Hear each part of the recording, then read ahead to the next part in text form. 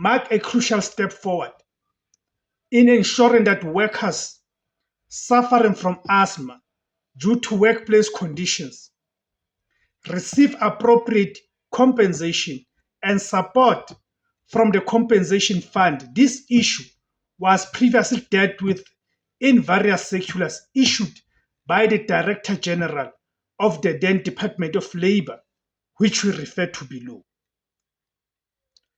The irritant-induced regulations define irritant-induced asthma as a disease characterized by variable airflow limitation and/or bronchial hyperresponsiveness due to causes and conditions attributable to a particular working environment. This definition underscores the direct link between the